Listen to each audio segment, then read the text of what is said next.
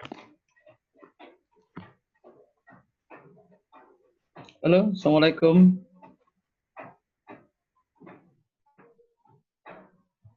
Siang, sorry. Tadi ke PDAM dulu, soalnya nggak bisa bayar online. PDAM udah tutup.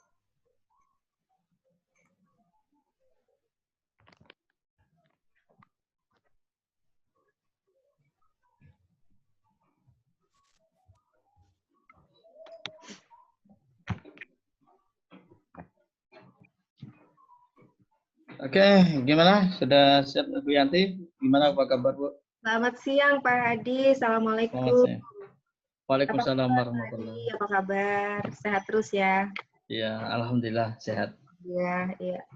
Iya Pak, ini peserta video training ada 8 orang, tapi belum hadir semua.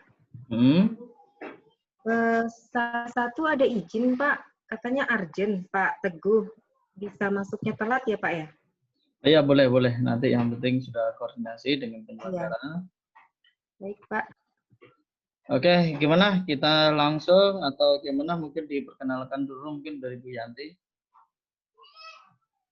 Iya Pak. Gimana? Mau ini kita langsung atau gimana Bu? Ini pesertanya belum lengkap Pak, jadi gimana ya?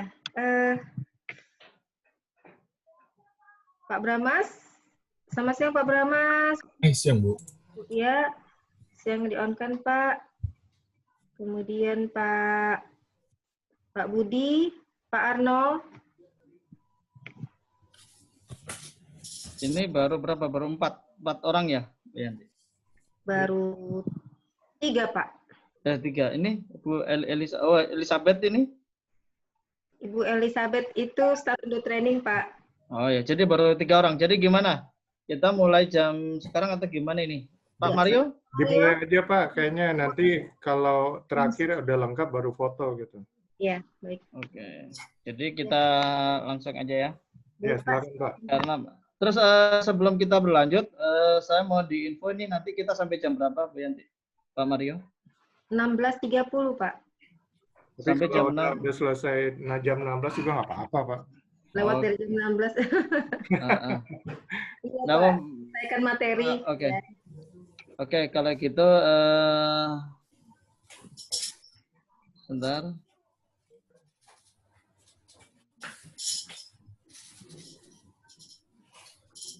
Oke, baiklah kita mulai langsung aja ya. Silakan Pak nih. Oke, Bismillahirrahmanirrahim. Assalamualaikum warahmatullahi wabarakatuh. Waalaikumsalam warahmatullahi wabarakatuh. Selamat siang, salam sejahtera untuk kita semua. Mudah-mudahan di siang hari ini semuanya dalam kondisi sehat walafiat. Sebelum kita mulai, mungkin saya ingin cek sound aja dulu. Kira-kira suaranya jelas nggak di sana? Jelas Pak. Jelas ya? Jelas. Ya Pak.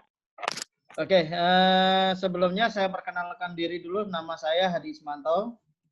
Saya bertugas di Dinas Tenaga Kerja dan Transmigrasi Provinsi Kaltim, yang kegiatan rutin sehari-harinya adalah melakukan pembinaan baik norma kerja maupun norma K3. Kalau untuk ahli K3 ini sendiri adalah di bawah pengawasan norma K3 tempat kerja. Pak, mohon izin sebentar Pak, saya ke toilet. Oh ya, moga-moga silakan. Oke, kita lanjut. Jadi dari tujuan dari kenapa sih kita harus belajar dasar-dasar K3 untuk ahli K3 umum ini? Yang pertama, tujuan dasar pembelajaran kompetensi dasar adalah intinya setelah mengikuti materi ini, paling tidak nanti peserta itu mampu memahami dasar-dasar K3 yang ada di tempat kerja. Terus tujuannya atau indikatornya apa?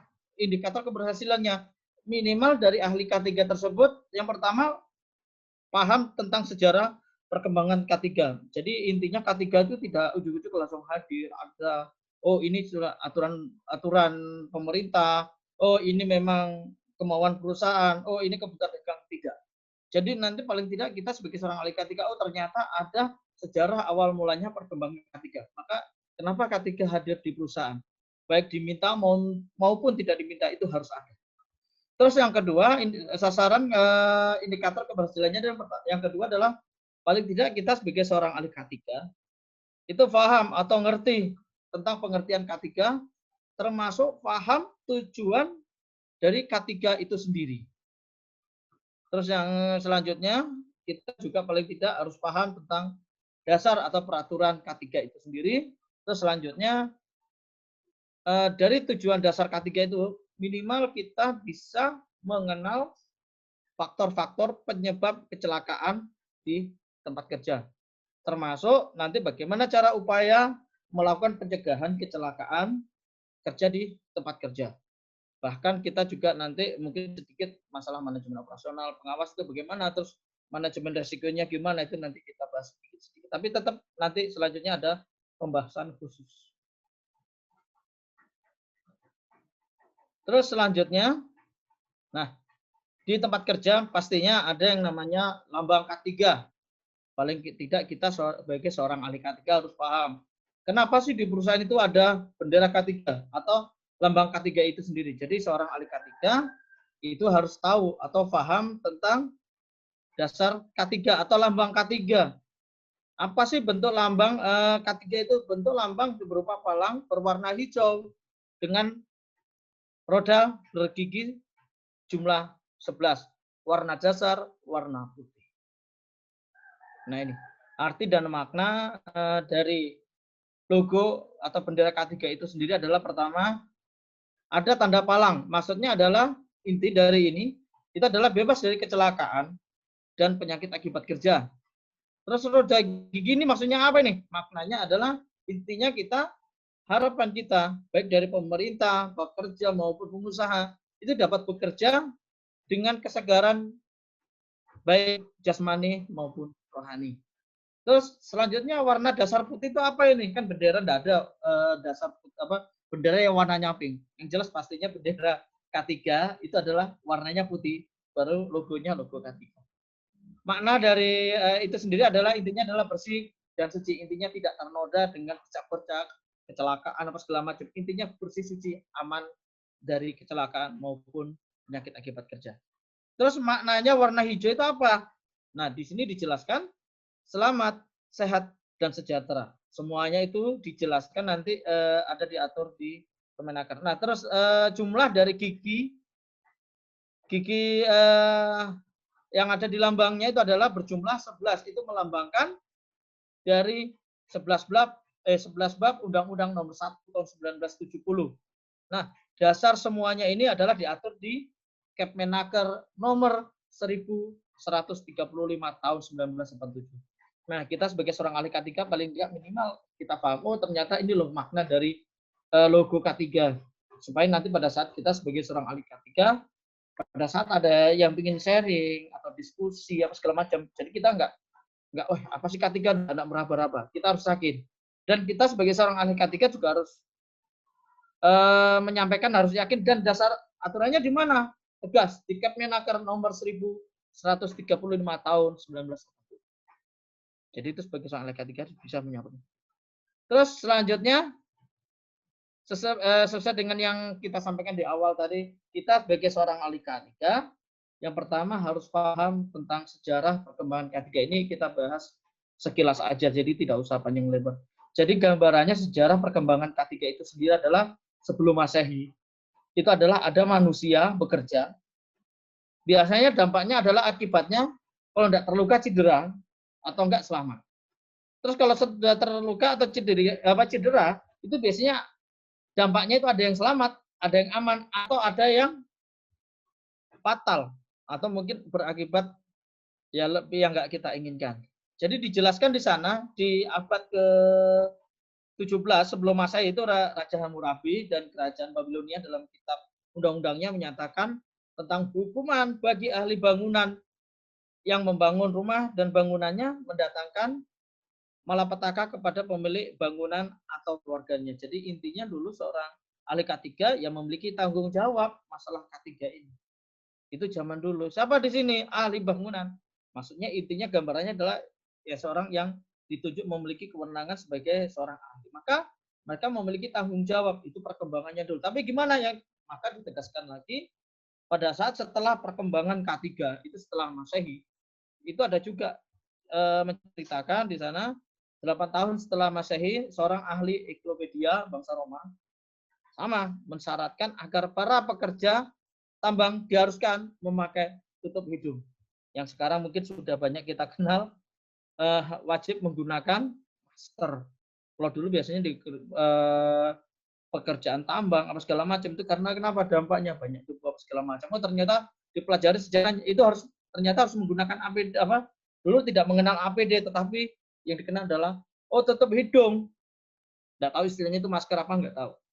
Maka dijelaskan di sana harus menggunakan tutup hidung. Kenapa? Karena banyak dampak resiko-resiko yang ada di tempat kerja. Terus selanjutnya di tahun 1950 di Domenico Fontana di Israel tugas membangun obelistik di tengah lapangan STP Romula selalu mengisyaratkan agar para pekerja memakai topi baja. Jadi intinya ini untuk pekerjaan konstruksi. Maka semua pekerja wajib menggunakan topi baja. Sekarang yang lebih banyak kita kenal adalah safety helm. Jadi di situ gambarannya, oh ternyata kenapa sih kok ada aturan, kenapa sih kok ada kebijakan, mesti ada sejarahnya, ada perkembangannya. Dan ada alasannya, aturannya kenapa sih kok harus diterapkan K3. Kenapa? Karena dulu memang sering terjadi yang namanya kecelakaan atau dampak dari akibat pekerjaan itu sendiri. Terus selanjutnya kita melihat perkembangan sejarah perkembangan dari K3 itu sendiri adalah diberlakukan di Amerika Serikat pada tahun 1931 itu menegaskan bahwa tidak memandang apakah kecelakaan tersebut terjadi akibat kesalahan si korban atau tidak, yang bersangkutan berhak atas ganti rugi jika kecelakaan terjadi dalam pekerjaan. Jadi intinya yang namanya kecelakaan itu kewajiban si pengurus harus menanggung. Maka dari sinilah sejarah berkembang sampai dengan lahirnya ya peraturan keselamatan kerja, baik peraturan UAP apa segala macam itu kemarin sudah banyak dibahas dasar-dasar aturan K3-nya. Nah, kita lihat lagi tadi itu gambaran sekilas tentang sejarah K3. Sekarang kita lari ke pengertian K3. Jadi kalau untuk sejarah kita nggak usah terlalu banyak, penting minimal gambarannya. Oh ternyata memang asal muasalnya K3 itu memang ada sejarahnya, tidak ujuk-ujuk langsung hadir atau segala macam. Dan memang ada sebab, nanti sebabnya kita kupas. Terus selanjutnya pengertian dari K3 itu sendiri itu berdasarkan secara filosofi atau secara filosofi itu adalah suatu pemikiran dan upaya untuk menjamin keutuhan dan kesempurnaan baik jasmani ataupun rohani tenaga kerja pada khususnya dan manusia pada umumnya beserta hasil karya dan budaya menuju masyarakat adil dan makmur. Jadi ini pemikiran secara filosofi. Jadi gambarannya kalau untuk K3 itu sendiri secara filosofi adalah pola berpikir kita. Bagaimana cara menerapkan K3 di tempat kerja. Tujuannya apa di sini? Jelas dijelaskan di secara filosofi adalah melindungi tenaga kerja tadi. Baik jasmani maupun rohani. Terus pada siapa lagi? Termasuk seluruh manusia pada umumnya. Intinya adalah orang di sekitar tempat kerja itu adalah wajib kita lindungi khususnya untuk penerapan K3.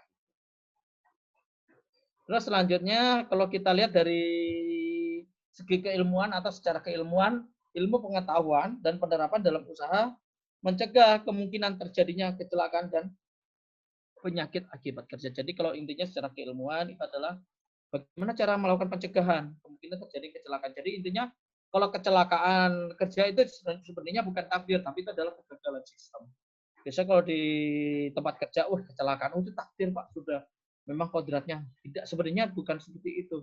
Karena apa? Biasanya di dalamnya karena memang ada kegagalan sistem. Nah, maka di sinilah salah satu tugas kita sebagai seorang ahli K3 nanti menganalisa bagaimana cara untuk melakukan pencegahan supaya tidak terulang kembali. Maka kita lihat secara keilmuan. Maka di sini disampaikan ilmu pengetahuan penerapan dalam usaha mencegah kemungkinan terjadinya kecelakaan atau penyakit akibat kerja. Jadi intinya adalah ilmu bagaimana cara melakukan pencegahan supaya tidak terjadi atau tidak terulang kembali. Terus kalau kita lihat juga berdasarkan keilmuan atau secara praktis, jadi ini perpaduan antara filosofi dan keilmuan maka kita simpulkan di sini adalah merupakan suatu upaya perlindungan agar tenaga kerja selalu dalam keadaan selamat dan sehat selama melakukan pekerjaan di tempat kerja, serta bagi orang lain yang memasuki tempat kerja maupun sumber produksi dapat dipergunakan dan dipakai secara aman dan efisien, dan proses produksi dapat berjalan dengan lancar. Itu intinya adalah, secara praktisnya adalah perpaduan antara filosofi dan keilmuan. Ini intinya bagaimana cara melakukan pencegahan supaya tidak terjadi yang namanya kecelakaan. Yang kita lindungi siapa di sini? Tenaga kerja dan orang lain yang berada di tempat kerja, termasuk aset atau sumber produksi yang ada di perusahaan. Maka disinilah mau nggak mau, suka nggak suka, karena ahli namanya K3 itu harus hadir di perusahaan, baik di sektor perbankan, perkebunan, perhotelan, bahkan di seluruhnya, di mana di sana ada tenaga kerja, maka tetap wajib diterapkan yang namanya prosedur atau penerapan K3. Bahkan di perkantoran pun juga sudah ada aturan penerapan K3. Kenapa? Pak, kalau di kantoran kan ada resiko, siapa bilang di sana juga ada, termasuk penyakit ergonomi atau ada penyakit PHK. Sebenarnya kalau pada saat kita kupas, kita analisa di sana juga banyak resiko-resiko masalah kecelakaan maupun penyakit ribet kerja. Nah, terus dari insiden K3 itu sendiri, di sini bisa kita lihat pengertian dari insiden K3 itu adalah pengertian kejadian yang berkaitan dengan pekerjaan, di mana cedera atau penyakit akibat kerja ataupun kefatalan atau kematian dapat terjadi. Termasuk insiden itu adalah keadaan darurat. Jadi intinya kalau di sini, oh ini kondisi darurat, maka wajib kita kendalikan. Terus di sini ada juga yang namanya kecelakaan kerja. Kecelakaan kerja adalah insiden yang menyebabkan cedera, penyakit atau penyakit akibat kerja ataupun kefatalan, kematian di tempat kerja. Nirmis ini juga termasuk, atau hampir celaka ini juga termasuk insiden yang tidak menyebabkan cedera, penyakit akibat kerja, atau tidak menyebabkan penyakit akibat kerja ataupun kefatalan. Tapi tetap ini bagian dari namanya kecelakaan. Itu yang harus kita kendalikan. Nih. Oh, termasuk ini bagian harus kita kendalikan dan perlu kita pahami. Jadi nirmis itu hampir celaka, itu termasuk bagian kecelakaan. Maka disitulah salah satu tugas kita sebagai seorang ahli K3 nanti harus bisa mengendalikan. Maka sejarahnya, oh ternyata memang awalnya di tempat kerja kita sering terjadi kecelakaan. Oh makanya perlu ada penerapan namanya K3. Tujuannya apa? Supaya tidak terulang kembali. Terus di sini pengertian dari kecelakaan itu sendiri adalah, kecelakaan adalah suatu kejadian yang tidak diduga semua dan tidak dikehendaki, yang mengacaukan atau menghambat proses yang terjadi, yang telah diatur atau suatu aktivitas, dan dapat menimbulkan kerugian baik korban, manusia ataupun harta. Jadi kecelakaan kerja itu sendiri terbagi menjadi dua. Ada kecelakaan yang berhubungan atau akibat hubungan kerja, ada juga kecelakaan di tempat kerja. Jadi itu yang juga perlu kita pahami. Oh ternyata itu yang kita harus lindungi. Nanti ini ada materinya khusus nanti di analisa kecelakaan kerja. Jadi tetap sebagai gambaran, oh ternyata contoh misalnya kayak kecelakaan akibat hubungan kerja pada saat kita menjalankan tugas. Pada saat kita berangkat dari rumah menuju tempat kerja. Itu salah satu contoh kecelakaan kerja akibat hubungan kerja. Jadi di situ ada perintah pada saat kita berangkat ke tempat kerja. Kalau kecelakaan kerja di tempat kerja sudah jelas pasti itu termasuk bagian dari kecelakaan kerja. Terus ada juga yang namanya penyakit akibat kerja. Itu juga bagian kecelakaan tadi yang sempat kita bahas, termasuk kebakaran, peledakan atau bahaya pembuangan limbah.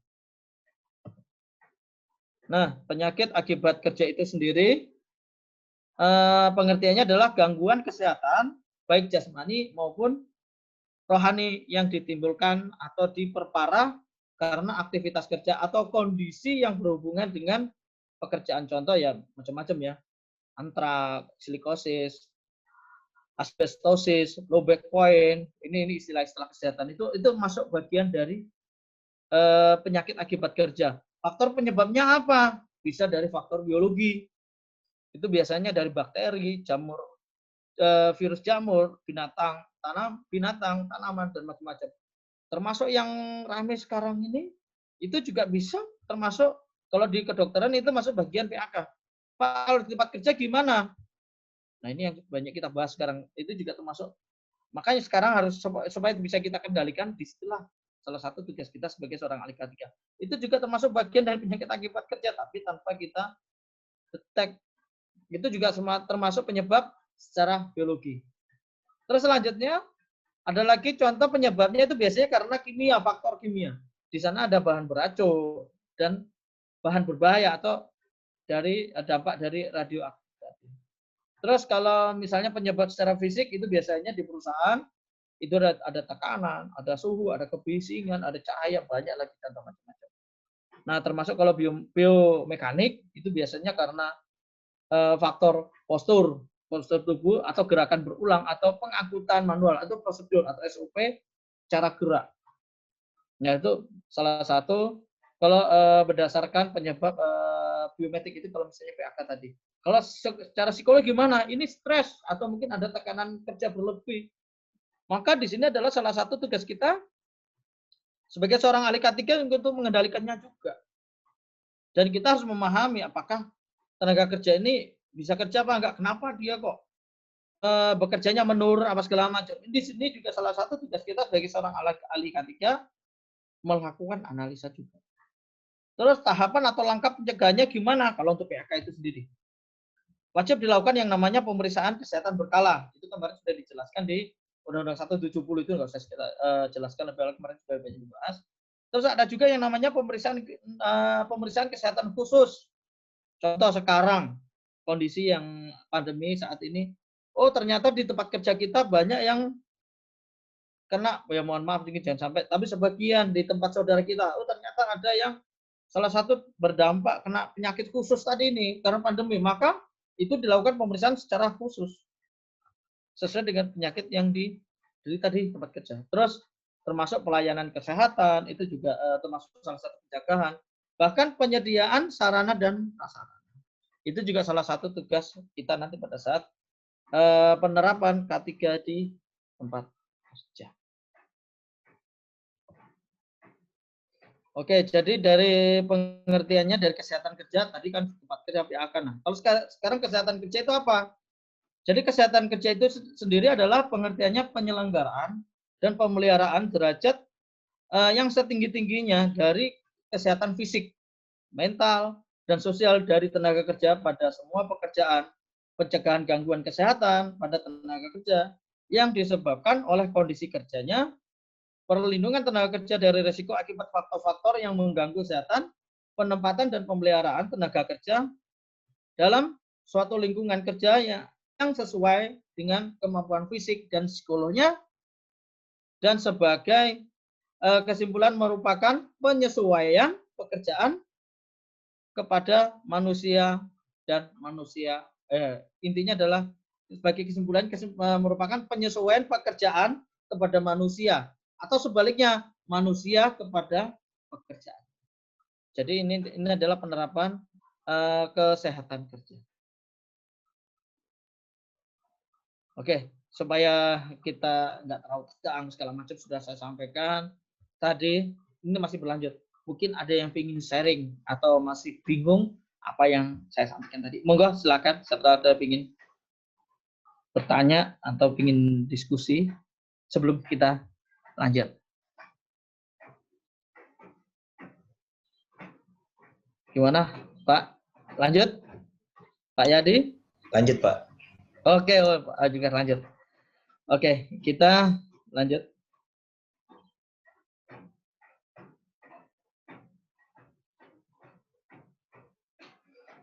Oke, di sini juga kembali dijelaskan tujuan dasar K3. Kemarin sudah banyak dibahas dari teman-teman, mulai dari kebijakan, terus dari Undang-Undang 170.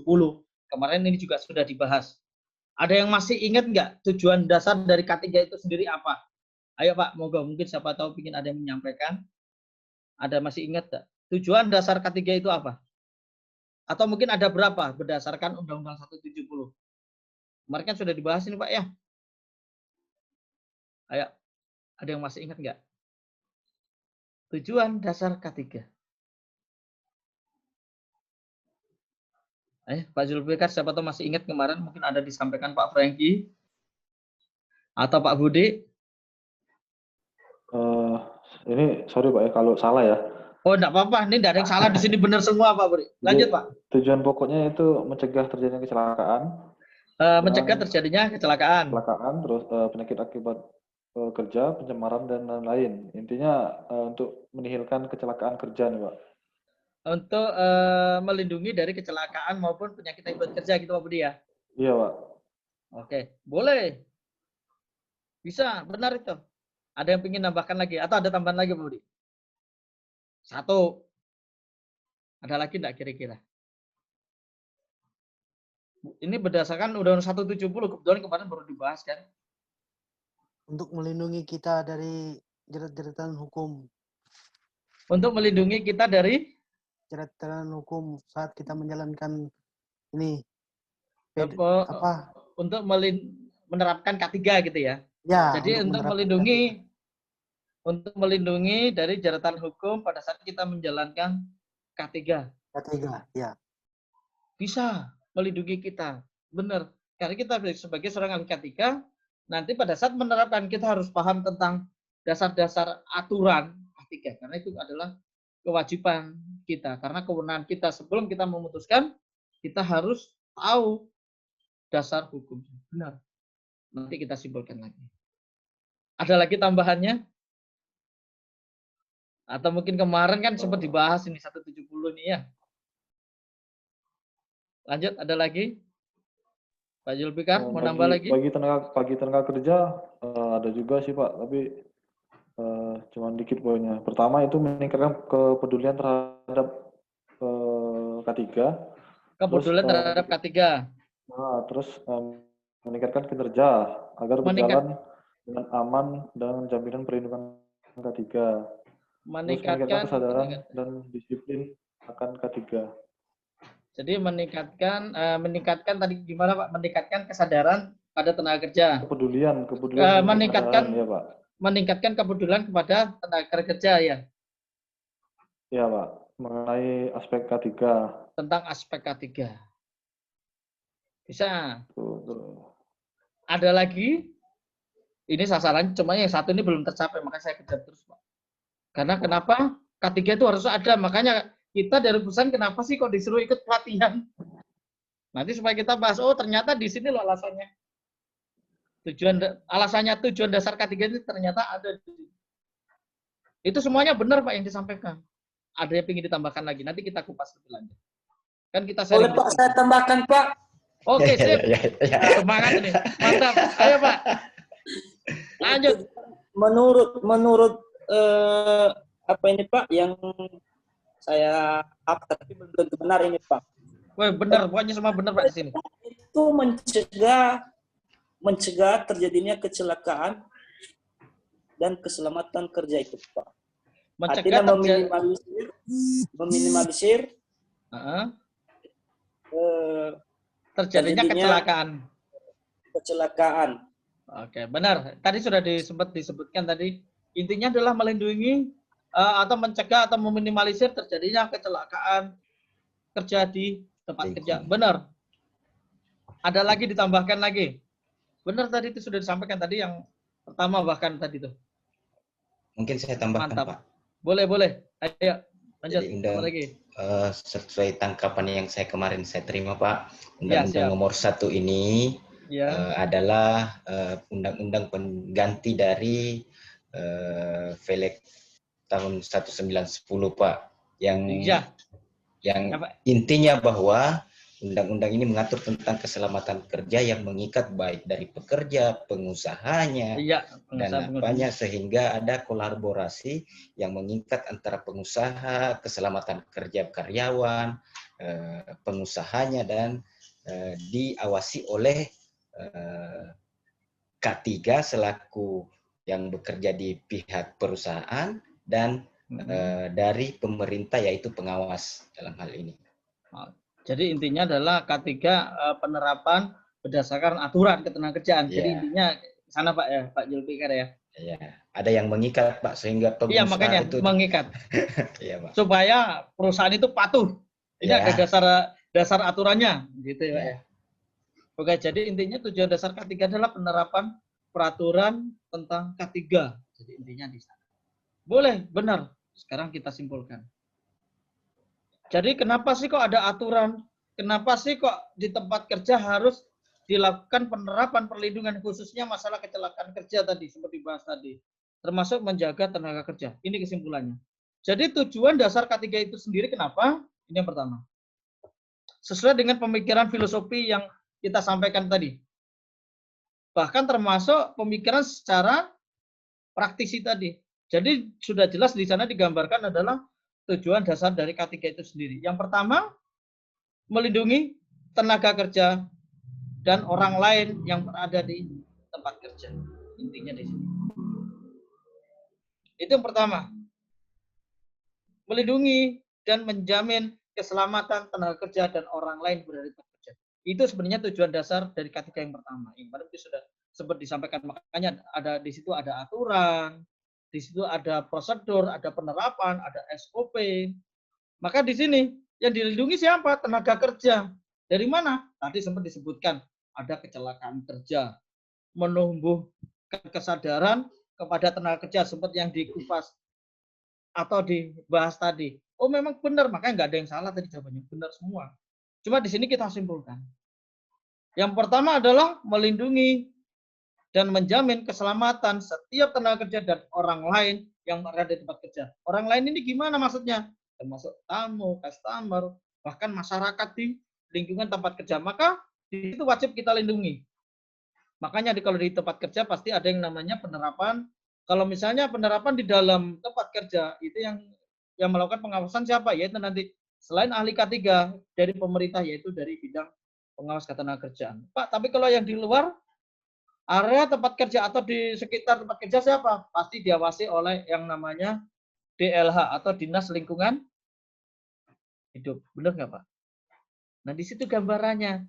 Oh, ternyata tujuan dasar K3 ini loh intinya. Melindungi dan menjamin keselamatan setiap tenaga kerja dan orang lain yang berada di tempat kerja. Orang lain yang berada di tempat kerja. Bahkan di sekitar lingkungan pun juga. Makanya pada saat pembuangan limbah, apa segala macam, itu juga perlu ada pengendalian. Supaya apa? Warga sekitar tidak terpapar atau dampak dari limbah yang ditimbulkan oleh oleh perusahaan tersebut. Itu yang pertama. Jadi yang dijawab tadi benar Pak semuanya. Maka bisa disimpulkan langsung dari satu di situ. Terus yang kedua, ini yang belum kesebut tadi Pak. Kenapa kita hadir? Kenapa kita diperintahkan oleh perusahaan? Dan mau nggak mau perusahaan harus menerapkan K3. Kenapa? Karena tujuannya adalah menjamin setiap sumber proses produksi dapat digunakan secara aman dan efisien. Maksudnya gimana? Tujuan kita sebagai seorang ahli K3 adalah menjaga aset perusahaan itu sendiri. Sumber produksi. Maka aset juga harus diterapkan. Makanya pada saat bekerja, mengoperasikan alat itu harus ada SOP-nya, terus harus ada prosedurnya. Kenapa? Alat tersebut pada saat dioperasikan, supaya umurnya paling tidak lebih panjang. Terus alat tersebut kenapa harus dioperasikan sesuai prosedur? Paling tidak, alat tersebut tidak membuat luka atau menciderai oleh tenaga kerja tadi. Maka wajib dijaga dan digunakan sesuai dengan SOP. Bahkan termasuk yang mengoperasikan harus orang yang memiliki kewenangan. Nanti mungkin kewenangannya itu nanti dibahas mulai dari ahli K3 listrik, kenapa kok di sana nanti ada PUBT apa segala macam, nanti itu pas lebih lanjut di sana. Ini gambaran. Jadi tujuan dasar K3-nya yang pertama melindungi tenaga kerja dan orang lain. Yang kedua menjaga sumber produksi atau aset perusahaan itu sendiri. Terus yang ketiga ini menjamin proses produksi dapat berjalan lancar sehingga meningkatkan kesejahteraan dan produktivitas secara nasional. Jadi intinya adalah tujuan dasar K3 itu sebenarnya ada 3 Pak. Ini. Terus yang tadi sempat disampaikan banyak Pak, itu adalah penerapan dampak dari tujuan dasar K3 itu sendiri. Makanya kadang penerapannya di perusahaan itu macam-macam. Kenapa harus ada peraturan, ada seperti ISO, terus SMK 3. Nah, itu semuanya tujuannya sama seperti ini, penerapan dari K3 itu sendiri. K3 itu sendiri adalah ya 3 ini yang dicapai. Makanya kadang dari perusahaan tidak memandang apakah itu dari perbankan, dari perkebunan, atau dari sawit, bahkan dari perhotelan, perkantoran. Ini semua sasarannya ada di situ. Intinya adalah menjaga proses, melindungi tenaga kerja, menjaga sumber produksi, bahkan menjaga proses ini penerapan SOP tadi. Supaya apa? Tidak terjadi yang namanya kecelakaan ataupun timbul yang namanya PHK atau penyakit akibat kerja. Ini nanti kalau sudah kita kembangkan, ya ternyata banyak di tempat kerja. Jadi kembali lagi, tujuan dasar dari K3 itu sendiri sebenarnya adalah ada 3 yang ini. Jadi sebetulnya pas ada pertanyaan kan, Pak, seorang lagi tujuannya apa? Ya 3 ini, Pak. Tetapi pada saat di perusahaan kok banyak, itu pengembangan dari tujuan dasar tadi. Jadi tetap tujuan dasar K3 itu sendiri adalah ada 3. Mungkin kemarin juga sudah banyak dibahas Pak Franky ataupun dari Pak Adi ya yang menyampaikan kebijakan K3. Jadi gimana Pak? Paham Pak maksudnya di sini ya? Atau bingung? Gimana Pak? Pak Julfikar? Paham Pak, paham. Asik. Masih, Pak Yadi? sampai sekarang masih paham Pak. Pak Yadi? Untuk sementara masuk. Masuk Pak ya. Ternyata banyak Ya. kita kupas kemarin dari 170 terus dari kebijakan. Kenapa sih seorang ahli K3 itu harus ada pembelajaran materinya khusus? Ini memberikan pemahaman ya kita nanti pada saat menerapkan di lapangan ini. Oh ternyata tujuan dasarnya ini jelas di sini yang harus kita terapkan. Oke, kita lanjut. Tempat kerja. Maka kita juga menerapkan tujuan K3 itu di tempat kerja.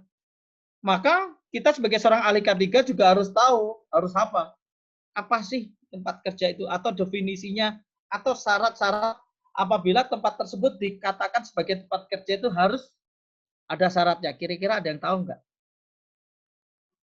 Tempat kerja, ya kita kan tahu ya. Tempat kerja itu bagaimana sih Pak? Kira-kira gambarannya?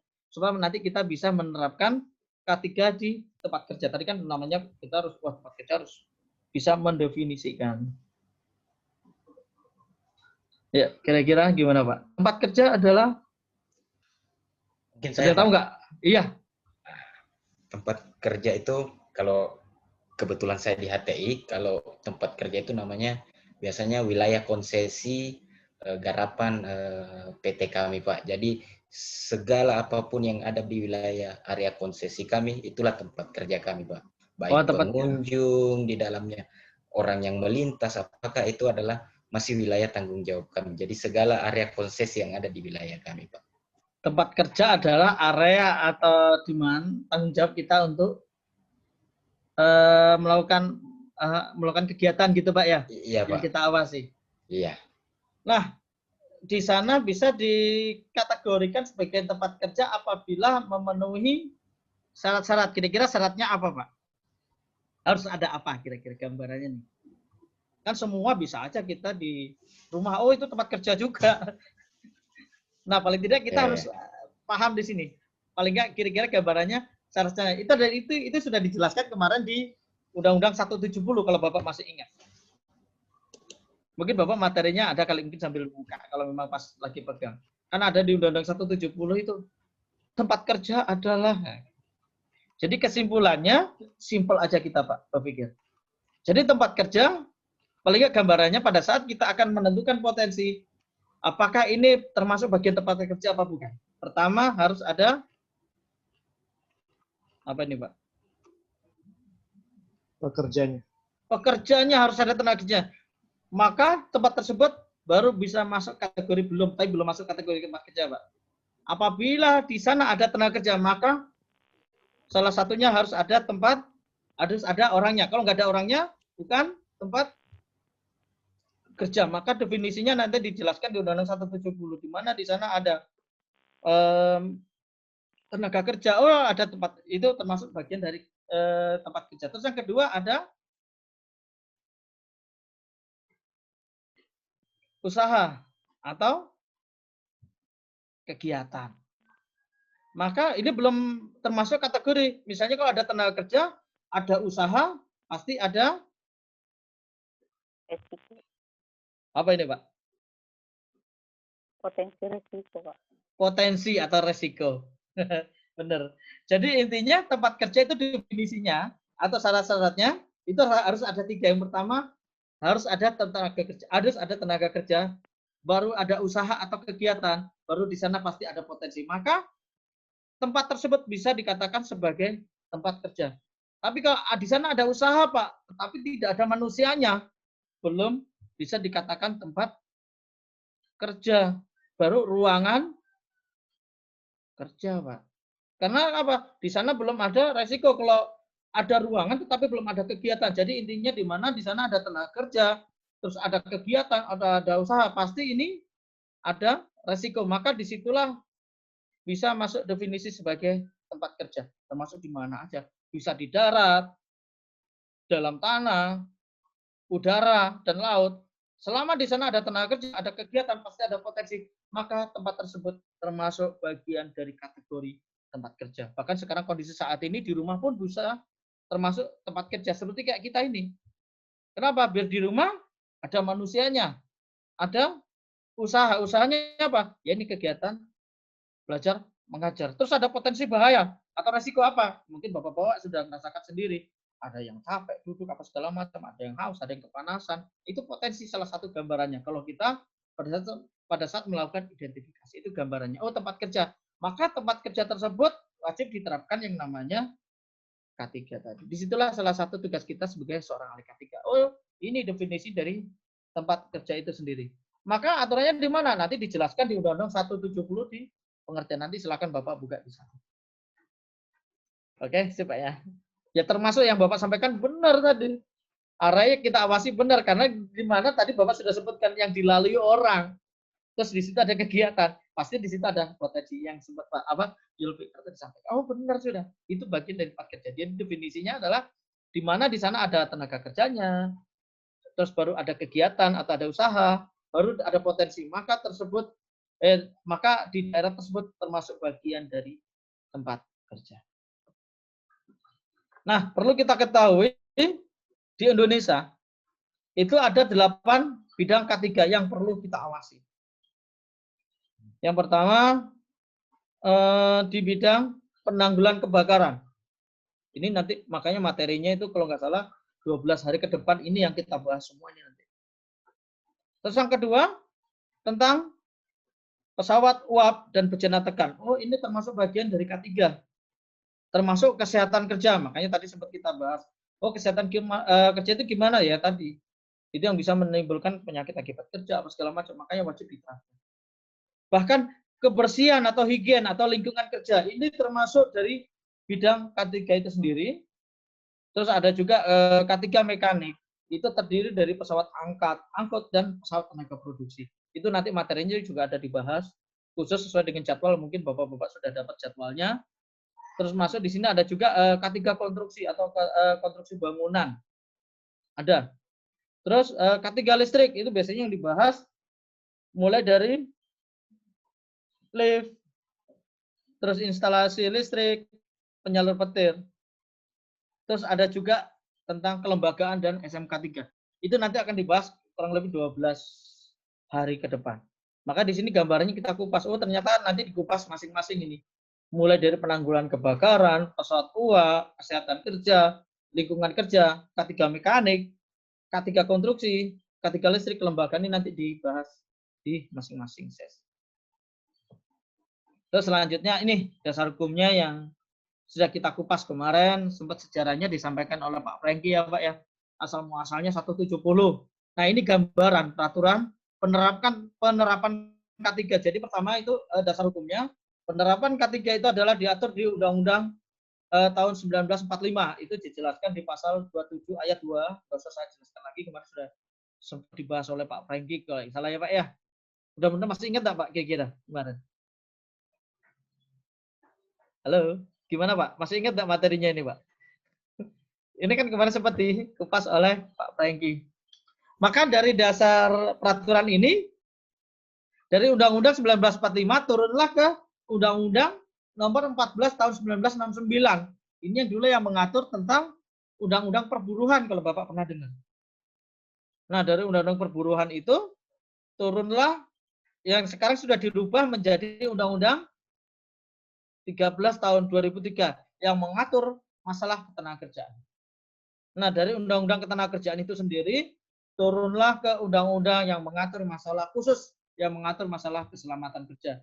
Sampai dengan sekarang itu belum ada perubahan. Kalau undang-undang ketenagakerjaan yang awalnya undang-undang perburuan, ini sudah berubah menjadi undang-undang ketenagakerjaan. Bahkan yang terbaru nanti ini masih digodok, masih rame. Ini tentang ombudsman ya, nanti mau dirubah cuma tidak tahu gimana bunyi undang-undangnya nanti. Yang jelas sekarang yang masih berlaku adalah Undang-Undang Nomor 13 Tahun 2003. Terus Undang-Undang Keselamatan Kerja itu juga ada undang-undang tersendiri. Terus untuk penerapan dari Undang-Undang Nomor 1 Tahun 1970 itu nanti ada melalui PP atau peraturan pemerintah, ada melalui peraturan presiden, peraturan menteri atau Kepmen, Perda, bahkan melalui surat edaran maupun surat instruksi. Banyak lagi penerapannya. Kalau sudah kita kupas nanti, oh ternyata memang ada utara. Nah, yang tidak pernah ketinggalan itu ini, Undang-Undang 45, Undang-Undang 13, 170. Setiap materi itu pasti ada. Tinggal penerapannya nanti kalau misalnya K3 listrik, nanti ada penerapannya undang-undangnya sendiri. Terus kalau untuk kebakaran itu ada undang-undang apa, ada peraturannya tersendiri. Nanti dibahas lebih lanjut. Jadi itu tadi gambarannya peraturan tentang keselamatan kerja.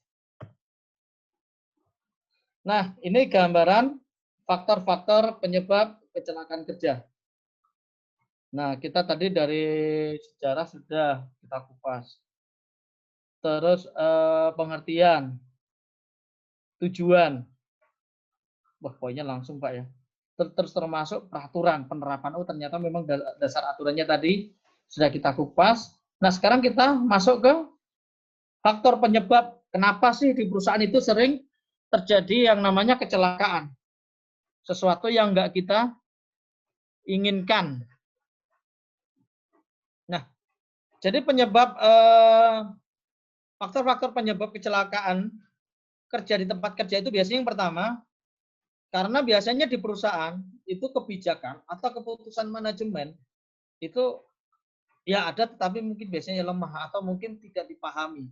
Baik manajemen maupun tenaga kerja ini biasanya pertama, penyebab pertama. Kenapa? Tenaga kerja sering melakukan pelanggaran, kenapa? Oh, nggak ada aturannya kok. Itu juga yang sering menganggap sepele. Makanya ini biasanya salah satu yang menyebabkan kenapa di perusahaan masih sering terjadi namanya kecelakaan. Baik pekerja maupun manajemen, kadang yang penting itu syarat. Tetapi tidak dipahami. Maka disinilah salah satu penting kehadiran kita sebagai seorang ahli K3 nanti menerapkan tentang kebijakan, termasuk aturan-aturan. Tujuannya apa? Ya tujuan dari dasar K3 tadi, melindungi tenaga kerja, menjaga aset, menjaga proses.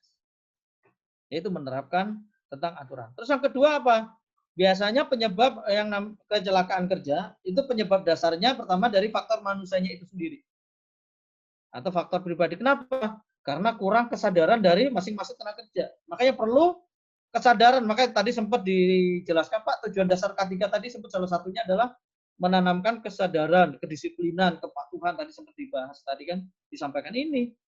Karena biasanya itu juga salah satu yang menyebabkan terjadinya kecelakaan. Atau penyebab dasarnya yang kedua selain dari manusia, ada juga karena faktor lingkungan atau sifat pekerjaan itu sendiri. Kenapa? Kalau lingkungan, biasanya kalau lingkungan itu karena misalnya gempa, yang nggak bisa kita hindari.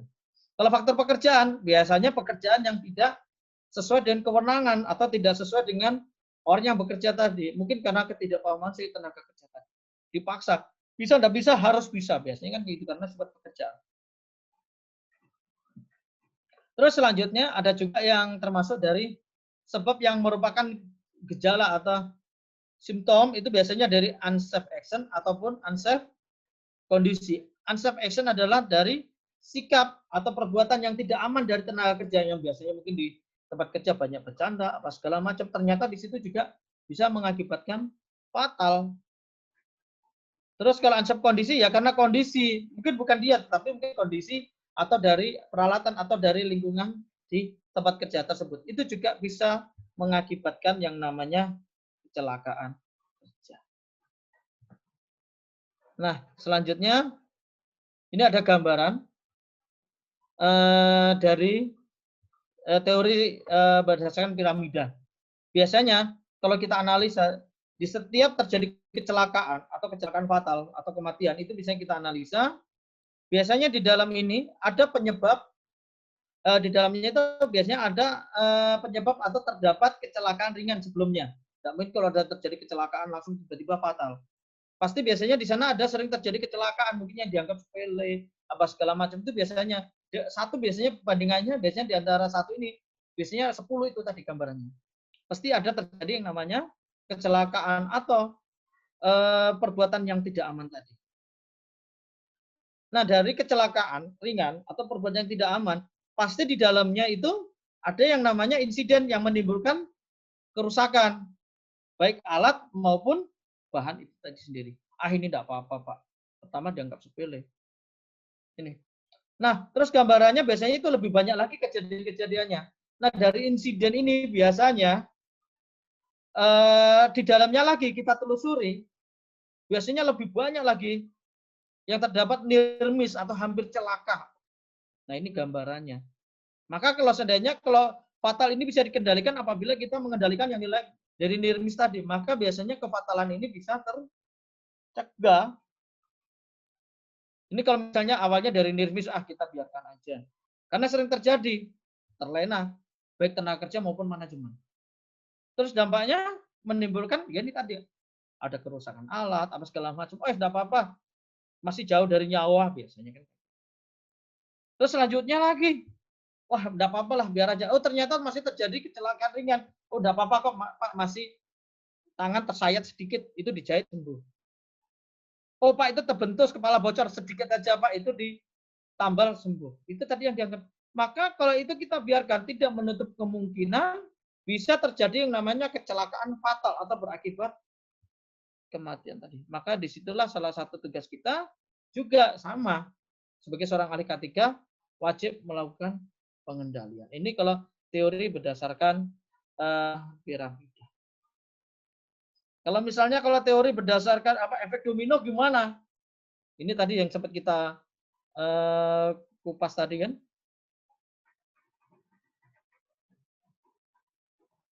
Ini penyebab dasar kecelakaan berdasarkan teori domino. Biasanya penyebab dasarnya adalah pertama karena kurangnya prosedur atau aturan seperti yang kita kupas tadi.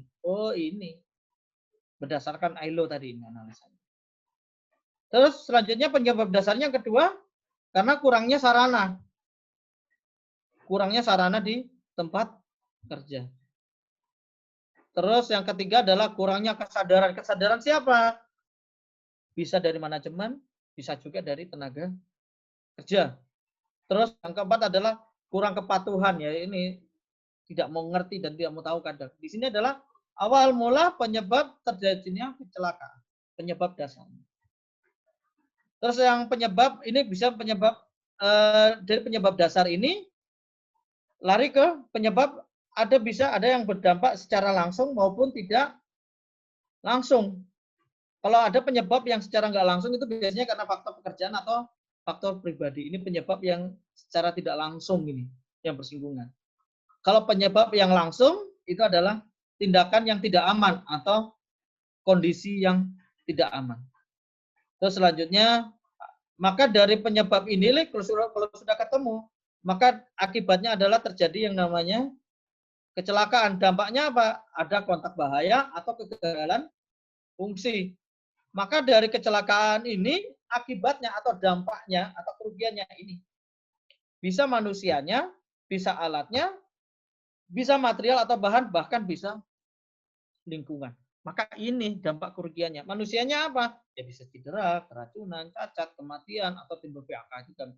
Salah satu kerugiannya ini kalau teori berdasarkan efek domino tadi. Atau misalnya kalau dampaknya kepada mesin atau peralatan atau sumber produksi, itu tadi pada peralatan atau mesin tadi bisa rusak. Bahkan material, bahan itu bisa tercemar atau merusak. Terus lingkungan juga bisa berdampak. Maka sehingga tujuan dasar yang terakhir adalah proses produksi bisa terhambat tadi. Maka tujuan dasar K3 tadi akhirnya tidak tercapai. baik kita sadari maupun kita tidak sadari itu tadi, maka tujuan dasar K3 tadi nggak tercapai kalau misalnya itu terjadi yang namanya kecelakaan. Nah, ini gambarannya. Oke, pingin ada yang sharing? Oh, ke kamar kecil. Oh, oke, sip. Longgo Pak Yudi. Pak Yadi. Oke, ada yang pingin tanya? Jadi itu tadi gambaran, teori dasar, kerugian, apa segala macam. Makanya kenapa sih kita harus menerapkan K3 di tempat kerja tadi? Karena memang banyak resiko-resiko atau dampak-dampak yang harus kita kendalikan. Ayo, ada lagi yang ingin ditanyakan? Atau sharing? Lanjut kita Pak ya. Kalau masih bingung, nanti langsung aja Pak, sampaikan Pak, saya bingung, nggak masalah. Karena memang terus terang kondisi pada saat kita daring kayak gini, nggak ketemu tatap muka langsung, apa segala macam, jadi kadang masih agak bingung untuk memahami. Jadi memang kita harus banyak bekerja keras, apa segala macam. Nah, terus ini kita masuk ke teori fenomena gunung es. Ini kalau untuk menganalisa tingkat kerugian kita. Nih. Kerugian kecelakaan ini berdasarkan atau menurut teori gunung es. Ini yang terlihat kerugiannya cukup kecil. Ini. Nah, ini gambarannya. Biasanya kalau di laut ini yang tampil kecil, padahal di bawahnya ini gerombolan yang banyak. Malah setelah kita analisa biasanya kita lihat paling kalau perusahaan nanti biaya pengobatan atau perawatan mungkin ada kompensasi selesai. Tetapi dampaknya yang tidak terlihat ini biasanya di bawahnya kerugian, bisa kerusakan bangunan, kerusakan alat atau mesin, kerusakan bahan atau produk, gangguan atau terhentinya produksi. Kenapa? Pada saat terjadi kecelakaan mau nggak mau, pada saat kita melakukan investigasi di tempat kerja tersebut harus dihentikan, tidak boleh ada kegiatan. Maka secara nggak langsung perusahaan merasakan dampaknya juga di sini. Seperti yang di poin keempat. Terus termasuk biaya administrasi, ini macam-macam, mungkin ngurus sana sini apa segala macam. Itu dampaknya. Terus termasuk pengeluaran sarana dan prasarana darurat. Sebenarnya kalau misalnya harus ada mengeluarkan biaya tambahan. Yang jelas pada saat kerugiannya, waktu untuk investigasi itu biasanya tidak cukup 1 atau 2 hari. Biasanya kan membutuhkan waktu ada beberapa hari. Apalagi kalau misalnya di perusahaan tersebut atau di perusahaan yang kita bekerja terjadi kecelakaan yang berakibat fatal. Wah, itu malah banyak lagi kerugian-kerugiannya. Terus termasuk pembayaran gaji untuk waktu yang hilang. Si korban atau pekerja, walaupun dia tidak bekerja, maka perusahaan tetap harus membayar gajinya tadi. Tidak bisa kalau sudah terjadi kecelakaan, terus tenaga kerja ditelantarkan, ya nggak boleh. Harus tetap dibayar. Maka di sini yang kerugian secara tidak langsung. Dia tidak bekerja, tetapi perusahaan tetap harus membayar. Terus selanjutnya biaya perekrutan kembali atau melatih orang kembali. Terus ada kalau ternyata tenaga kerjanya kurang, itu harus ada bayar biaya lembur, ada juga bayar biaya ekstra untuk pengawasnya, apa segala macam, pengawas lapangan maksudnya di sini. Terus ada waktu untuk administrasi, penurunan kemampuan tenaga kerja, bahkan kerugian secara bisnis atau nama baiknya itu juga berdampak. Itu biasanya gambaran yang ada yang dialami kerugian pada saat di perusahaan tersebut mengalami kecelakaan. Baik disadari maupun tidak disadari itu dampaknya. Makanya di sini perlu ada yang namanya upaya pencegahan supaya tidak terjadi yang namanya kecelakaan. Yang pertama, ini salah satu tugas kita.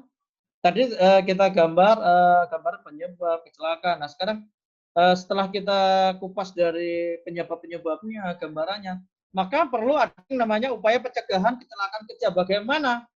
Ini salah satu tugas kita nanti. Kita sebagai seorang ahli K3 juga harus bisa mengidentifikasi, mengendalikan bahaya di tempat kerja. Yang pertama, ini salah satu tugas kita, melakukan pemantauan kondisi yang tidak aman yang bagaimana, pemantauan yang tindakan. Jadi kondisi yang tidak aman bagaimana atau tindakan yang tidak aman bagaimana. Tindakan yang tidak aman maksudnya di sini adalah perbuatan atau mungkin ada pekerjaan yang tidak aman tadi. Ini juga salah satu tugas kita pada saat nanti di lapangan. Terus selanjutnya ini tugas kita sebagai seorang ahli K3 di tempat kerja karena kita juga kepanjangan tangan dari pemerintah. Bedanya kalau pengawas itu dari pemerintah, kalau ahli K3 itu di luar pengawas, tapi dia kewenangannya adalah dikeluarkan oleh kementerian. Maka salah satu tugasnya adalah melakukan pembinaan dan pengawasan. Maka yang dilakukan adalah pertama melakukan pelatihan atau pendidikan. Kita harus mendata dulu yang tadi. Terus paling tidak kita sebagai seorang ahli K3 juga harus pada memfasilitasi sebagai konseling atau konsultan di perusahaan, menjelaskan prosedur mekanisme penerapan K3. Bahkan salah satu tugas kita juga harus bisa mengembangkan sumber daya di tempat kerja kita. Itu salah satu upaya pencegahan supaya tidak terulang kembali atau tidak terjadi yang namanya kecelakaan. Terus selanjutnya, sistem manajemen. Nah ini, kita sebagai seorang ahli K3 harus paham prosedur dan aturan bagaimana. Nah ini salah satu tugas kita sebagai seorang ahli K3. Terus yang kedua, menyediakan sarana dan prasarana sebagai bagian dari manajemen. Bahkan supaya tenaga kerja juga merasa dihargai, paling tidak minimal ada penghargaan bagi yang patuh. Kalau bagi yang melanggar, silakan diberikan sanksi. Kenapa? Tujuannya seperti disampaikan tadi sama teman-teman. Oh ternyata salah satu tujuan dasar K3 dalam menumbuhkan kesadaran kepada tenaga kerja ini. Maka diterapkan secara sistem. Nah, kita juga harus memahami potensi bahaya K3 di tempat kerja kita juga. Ini sebagai seorang ahli K3 nanti. Ini juga nanti akan dibahas lebih lanjut. Ada biasanya nanti di materi K3 lingkungan. Ini saya bahas sekilas aja karena memang berhubungan dengan identifikasi di tempat kerja nanti. Pertama, bahaya K3 itu adalah pengertiannya adalah semua sumber situasi ataupun aktivitas yang berpotensi menimbulkan cedera atau penyakit akibat kerja itu maka masuk bagian dari kategori bahaya. Sumbernya itu bisa dari manusia, dari mesin, dari material atau metode atau SOP, bahkan dari lingkungan. Itu sumber bahayanya. Terus jenis dari bahaya itu sendiri adalah ada yang dari tindakan atau unsafe action atau dari kondisi atau dari situasi atau unsafe kondisi. Jadi misalnya bisa dari tindakan atau perilaku yang tidak aman atau karena situasi atau kondisi yang tidak aman. Itu dari jenisnya. Tapi kalau dari faktor itu macam-macam, ada dari faktor biologi, faktor kimia, faktor fisik, faktor biometrik dan faktor psikologi. Ini potensi untuk faktor-faktor bahaya yang ada di tempat kerja. Wow, ini salah satu tugas kita nanti memantau bahaya atau resiko potensinya ini yang harus kita kendalikan di tempat kerja. Biologi itu contoh bakteri, virus, jamur, tanaman, kimia. Nanti kita lihat sesuai dengan kondisi yang ada di perusahaan kita. Nah, resiko dari K3 itu sendiri adalah pertama, pengertian dari potensi kerugian yang bisa diakibatkan apabila terdapat kontak dengan suatu bahaya. Contoh, luka, bakar, patah tulang, kram, atau asbestosis, dan sebagainya. Itu juga perlu yang namanya penilaian kategori perkalian antara nilai frekuensi dengan nilai keparahan risiko. Jadi nilai frekuensinya adalah maksudnya yang sering terjadi.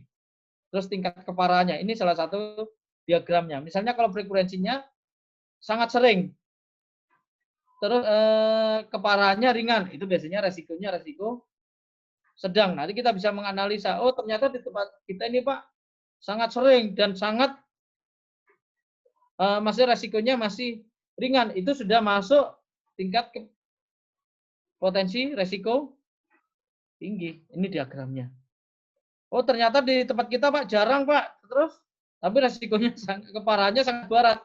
Ini termasuk juga kategori yang resiko tinggi. Nah, ini untuk menganalisa gambaran. Jadi untuk menganalisa dampak-dampak resiko yang terjadi di tempat kerja. Apakah di tempat kerja kita sering terjadi namanya kecelakaan, terus dampak dari kecelakaan kerja itu apa? Ini nanti kita lihat. Sangat ringankah? Ringan, sedang, berat, atau sangat berat. Nah, ini nanti bisa kita lakukan analisa. Seandainya sudah sangat sering, terus kalau berat, ini sudah termasuk kategori ekstrim. Maka tindakannya adalah perlu ada perhatian manajemen atas langkah tahapannya ini. Kalau masih tinggi, ini juga perlu perencanaan pengendalian. Jadi ini salah satu tugas kita sebagai seorang ahli K3. Kalau misalnya masuk kategori sedang, itu perlu ada tindakan langsung untuk melakukan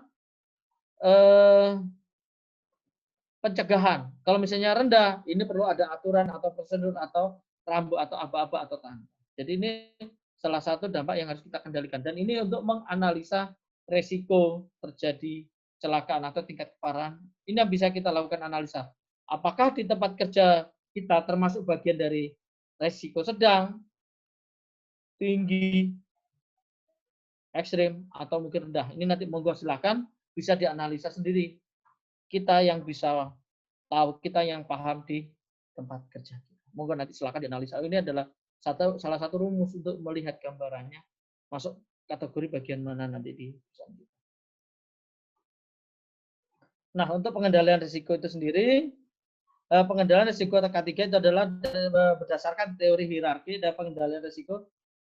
Pastikan kita eliminasi. Eliminasi mana? Harus kita eliminasi dulu yang bahaya-bahaya itu.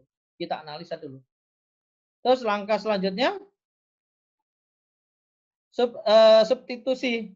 Terus penggantian. Oh, ternyata ada penerapan SOP yang harus kita terapkan. Ini langkah berikutnya. Terus selanjutnya, tahapan berikutnya kalau sudah tidak bisa kita kendalikan, paling enggak kita membuat engineering atau perencanaan. Nah, ini ada modifikasi, tempat kerja, segala macam, supaya lebih aman. Ini tujuannya adalah tempat kerja pekerjaan tersebut agar aman. Intinya adalah mengurangi resiko bahaya.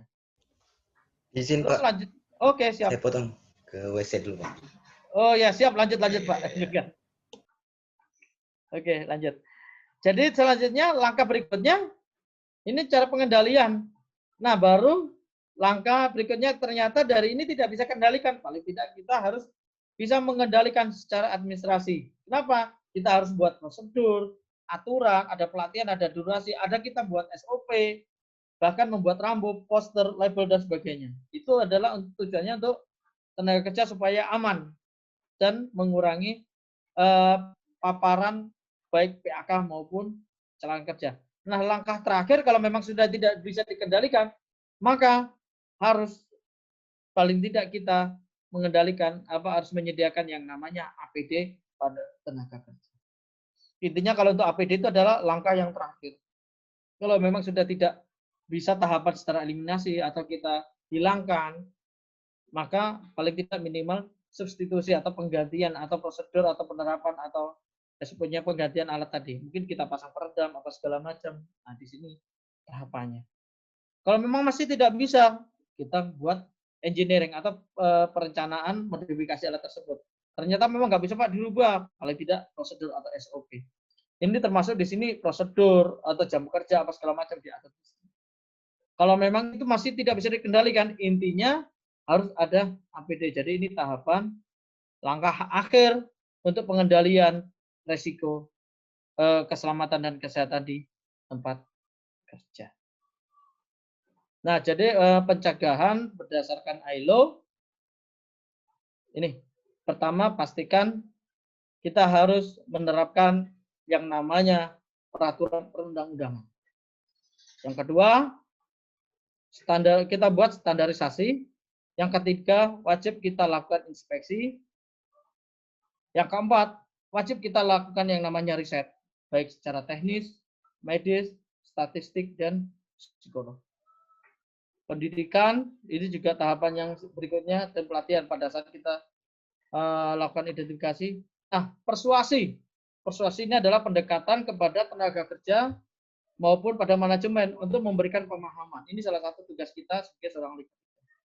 Nah, baru yang terakhir baru asuransi. Makanya namanya asuransi itu wajib diterapkan dan tenaga kerja wajib lindungi.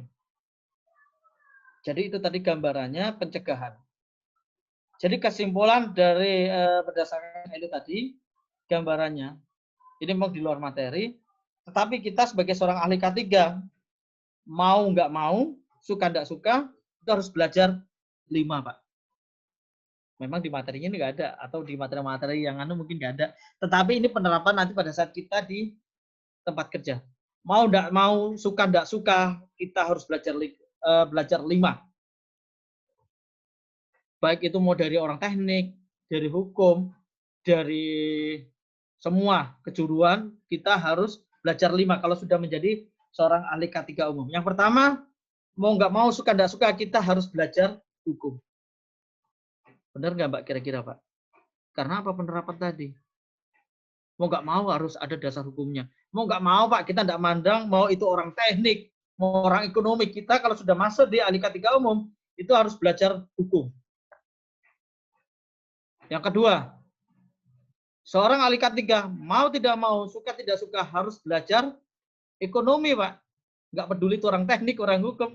Kenapa? Pada saat kita menentukan kebijakan pasti akan dituntut oleh perusahaan. Perhitungan ekonomisnya, benar nggak, Pak? Biasanya seorang ahli K3 kalau hadir di perusahaan itu biasanya kosnya besar, Pak, biayanya besar, Pak. Benar nggak? Maka di sini kita sebagai seorang ahli K3 juga juga harus pandai memanage. Itu adalah ilmu K3 penerapan, mau nggak mau. Yang kedua kita harus belajar ekonomi, ilmu ekonomi. Yang ketiga, suka nggak suka, apapun kejuruannya, kita harus belajar teknik. Kenapa? Ya termasuk penerapan, SOP, prosedur. Contoh kita harus belajar penanggulangan kebakaran, kita harus mengenal K3 mekanik, kita harus mengenal K3 listrik, itu kan ilmu teknik semua, Pak. Terus termasuk pesawat uap bejana tekan tangki timbun, itu ilmu teknik semua. Dan banyak lagi yang 8 tadi. Oh ternyata supaya kita tidak dibohongi sama tenaga kerja, pada saat kita menerapkan, ya kita harus paham juga, paling nggak minimal SOP atau prosedur atau cara kerjanya. Atau sistem kerja di tempat di mana kita awasi tadi. Jadi hukum, ekonomi, teknik. Yang keempat, mau nggak mau, suka nggak suka, kita sebagai seorang ahli K3 harus belajar ilmu kesehatan, Pak. Kenapa? Karena dampak pada saat yang ditimbulkan itu ada yang namanya kecelakaan kerja atau penyakit akibat kerja. Kalau kita tidak paham, nggak usah belajar semuanya. Paling tidak dasar-dasarnya, pemahamannya. Oh ini HNV, Pak. Oh apa itu HNV? Orang bingung. Oh ternyata itu adalah istilah kesehatan. Apa? Misalnya kalau bahasa di lapangan itu saraf kejepit. Oh ini kena hipertensi, Pak. Hipertensi itu apa? Oh ternyata tekanan. Kenapa? Karena ada dampak resiko. Itu paling nggak istilah-istilah kesehatan kita orang ahli K3 harus paham. Makanya nanti kita diajari di K3 lingkungan K3 kesehatan kerja tadi. Oh ini juga termasuk ilmunya kita harus mempelajari. Yang terakhir 5, kita sebagai seorang ahli K3 mau nggak mau harus belajar ilmu psikolog. Apa sih Pak psikolog itu? Tentang kejiwaan.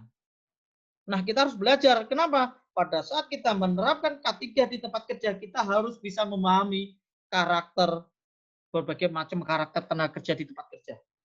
Karena di tempat kerja kita ya berbagai macam karakter pemikiran, Pak ya, watak, suku apa segala macam kan kita nggak boleh bedakan, dan kita harus bisa menyesuaikan. Kenapa? Supaya nanti si tenaga kerja tersebut paham apa yang akan kita terapkan dan tenaga kerja juga paham apa yang kita sampaikan. Terus tujuannya untuk apa? Untuk tenaga kerja itu. Jadi itu tadi kesimpulannya, kita harus paling nggak mau, suka nggak suka, itu harus belajar yang 5 tadi. Benar nggak, Pak? Nah, monggo silakan kalau ada yang mau nanya, kayaknya dari tadi Pak pusing atau ingin sharing diskusi. Ayo, monggo. Jadi intinya memang kita mau nggak mau harus 5 tadi, Pak. Ayo, ada yang mau nanya? Atau masih bingung, Pak? Gimana, Pak Budi? Lanjut aja, Pak. Lanjut. Oke. Nah, jadi sekarang kita juga pada saat menerapkan K3 di tempat kerja. Mungkin kemarin juga sudah disampaikan oleh Pak Adi ya, kebijakan K3-nya. Kita supaya lebih mudah menerapkan K3. Itu harus butuh 3 komitmen. Kira-kira ada yang tahu nggak 3 komitmen ini apa, Pak? Kan tadi tujuan dasar K3 ada 3 nih. Terus pada saat dasar kita ingin menjadi seorang ahli K3, paling tidak minimal harus belajar yang 5 tadi. Nah, sekarang komitmen.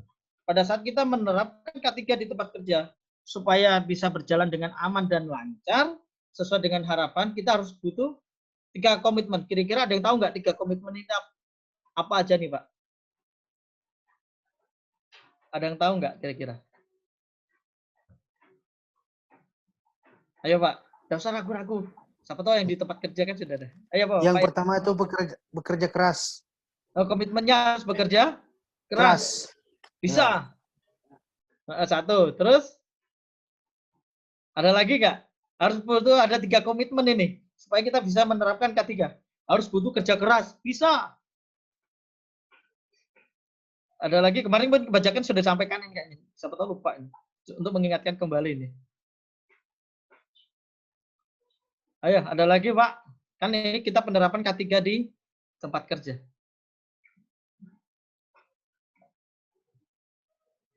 Ayo. Pak Yulfikar. Kira-kira apa, Pak? Harus ada 3 komitmen ini. Oh iya, Pak. Kalau saya sih ada 3, Pak. Iya, 3 apa? Pertama, kalau menurut saya ya, Pak, entah benar atau tidak. Benar, Pak. Pertama yaitu ilmu dan asal etimologinya, Pak, berdasarkan etimologinya. Berdasarkan etimologi. Iya, kedua filosofinya, dan ketiga filosofi. Secara keilmuan dan ilmuwan di lapangannya, Pak. Itu, Pak. Penerapan keilmuan di lapangan. Ya, Pak. Oke. Jadi bisa. Tetapi ya siapa tahu ada yang ingin nambahkan lagi. Itu kan perlu ada 3 komitmen lagi. Oke. Ini karena masih pas jam asar, Pak ya. Iya. Bu Yanti, kita mohon izin dulu, Bu. Halo? Bu Yanti mana ini? Iya, Pak. Ini masih azan asar, gimana kita mohon izin untuk break dulu, Pak. Break dulu ya. Baik, Pak. Setelah itu nanti kita lanjut. Jadi sebelum kita tutup, mungkin ada pertanyaan dari ini, kita break 5 menit aja dulu deh. Iya, Pak. Ya, Pak. Ada yang mau sholat? 5 menit aja, Pak. 5 menit ya? Cukup itu. Oke, untuk PR nanti kita bahas setelah istirahat ini. 3 komitmen perusahaan supaya kita bisa mudah menerapkan K3 di tempat kerja. Oke, monggo silakan. Rehat dulu. Ya. Yang rehat boleh breakfast, Pak. Boleh. Oh, iya, boleh. Kuenya dulu, Pak. Oke, sip. Ya.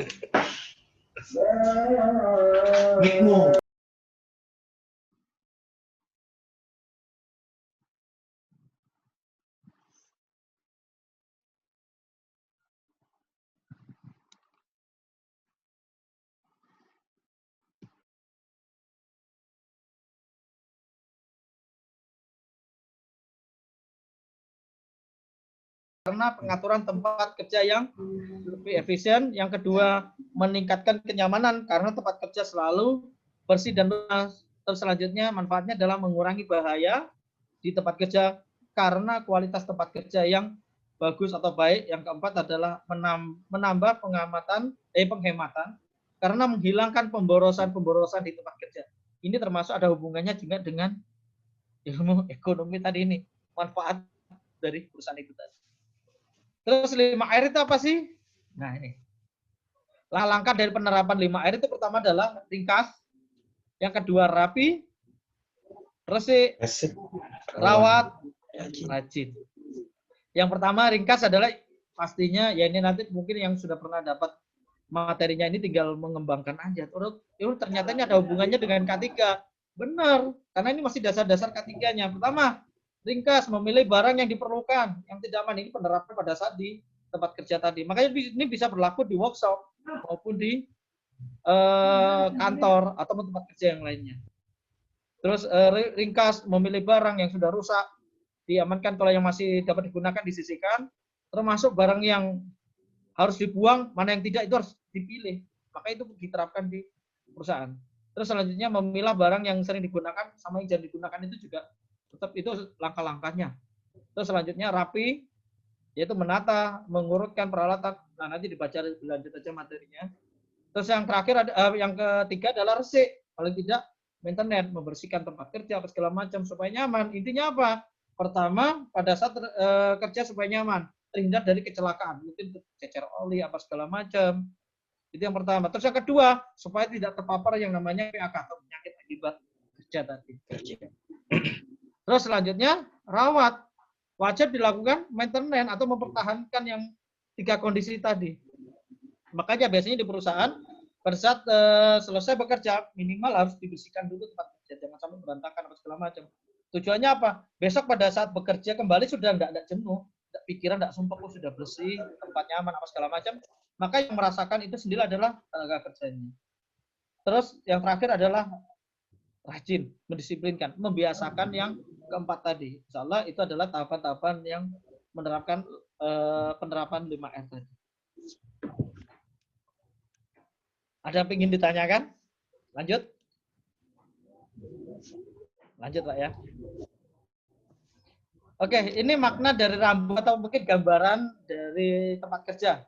Paling tidak kita juga memberikan pemahaman kepada tenaga kerja. Ini contoh-contoh gambar pada saat menerapkan lapangan. Ada tanda larangan, tanda bahaya, tanda kewajiban, terus tanda sarana darurat, tanda master point.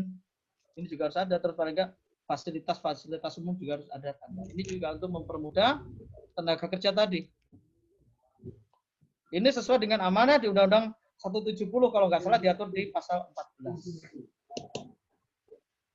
Terus selanjutnya ini juga kewajiban kita kalau memang di tempat kita ada bahan B3 atau bahan beracun dan berbahaya.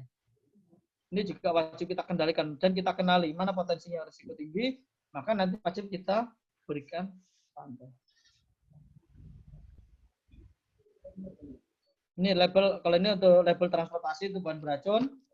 Ini juga perlu ada pemahaman kalau memang kita bergerak di bidang transportasi atau ada hubungannya dengan transportasi atau bahan bakar lainnya.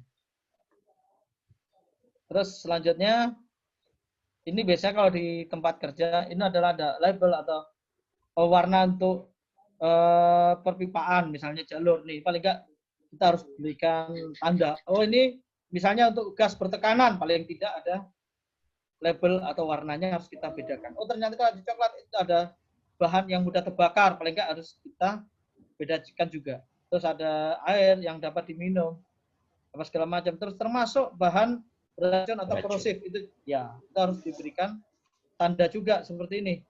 Kan biasanya ada instalasi pipa apa segala macam yang ada di tempat kerja kita. Ini biasanya kalau di pabrik itu harus ada atau mungkin workshop.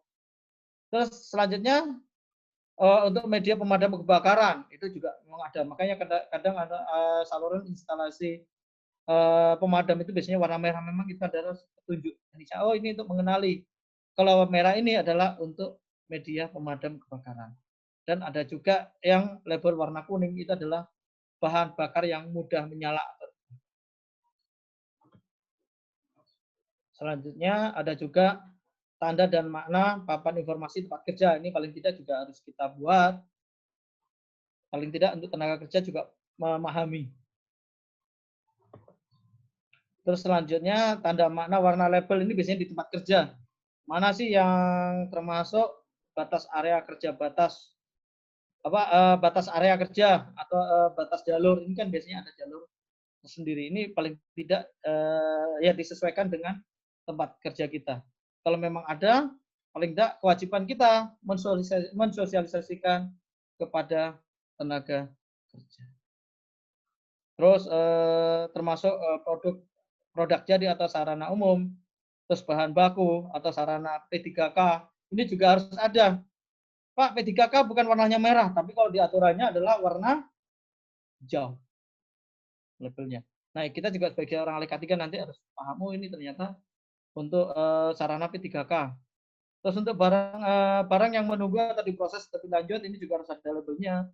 Terus barang inspeksi atau quality control, itu juga paling tidak harus diberikan label tanda, termasuk barang yang cacat atau tidak terpakai itu juga dikasih tanda. Ini masih ada hubungannya dengan 5R tadi supaya kita lebih mudah mengidentifikasi atau mendatangi. Bahkan sampai termasuk area berbahaya atau zona berbahaya. Terus ini contoh dokumentasi penerapan 5R di tempat kerja. Ini kalau misalnya kondisinya rapi, kita pun juga kerjanya insya Allah akan lebih mudah dan merasa nyaman.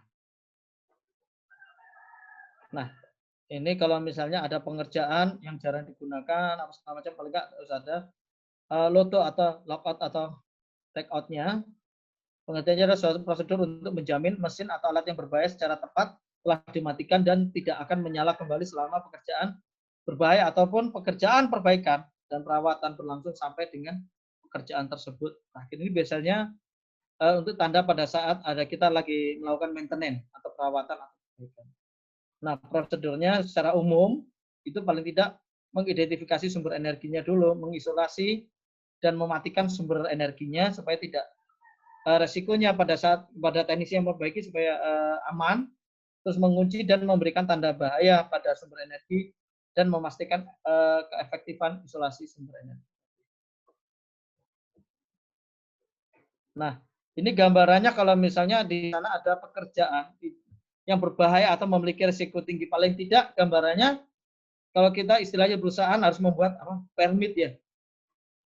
Nah, ini paling tidak gambarannya, monggo nanti dibaca. Ini sebenarnya kurang lebih yang ada kondisi yang ada di tempat kerja. Harus ada pertama izin kerja yang diperlukan untuk pekerjaan yang bukan rutin atau non rutin yang mengandung atau risiko bahaya. Itu paling harus kita pastikan, harus kita terapkan. Terus izin kerja yang bertujuan untuk memastikan bahaya semua kegiatan kondisi aman untuk dilangsungkan pekerjaan berbahaya risiko tadi, melakukan sama dengan tujuannya melakukan identifikasi. Terus melakukan pengurusan izin kerja yang dilaksanakan oleh tenaga kerja yang bersangkutan dengan petugas K3 perusahaan. Pastinya harus berkoordinasi dengan ahli K3 di tempat kerja tadi.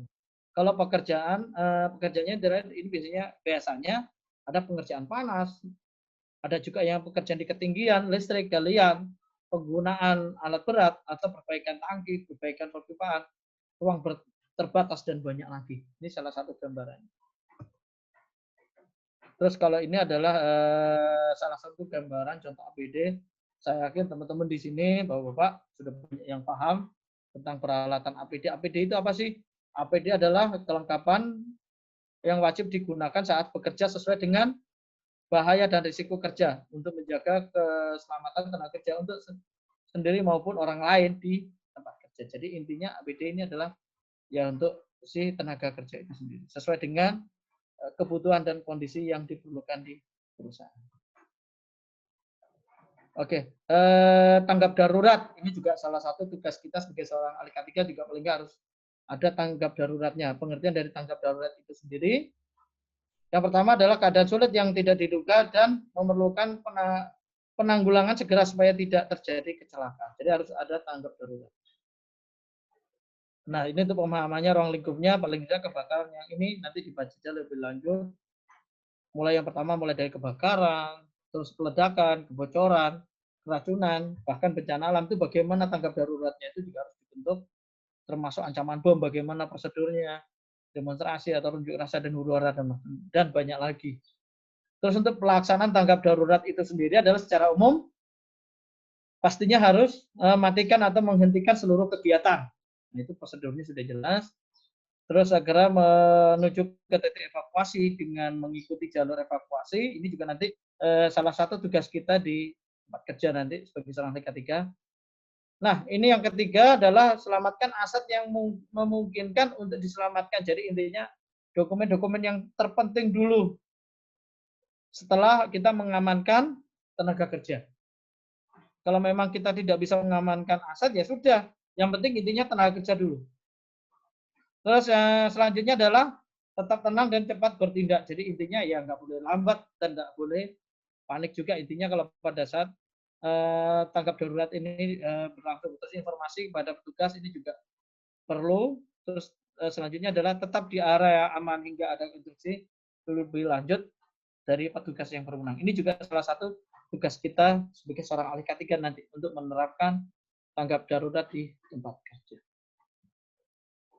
Nah, ini gambarannya, nanti ini dibahas lebih lanjut di K3 kebakaran. Ini gambarannya aja.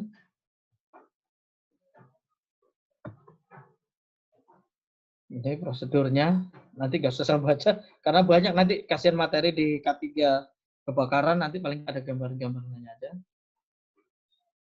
Nah, ini untuk klasifikasi kebakaran.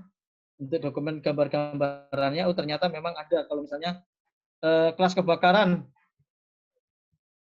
ini prosedurnya, nggak usah, nanti ini.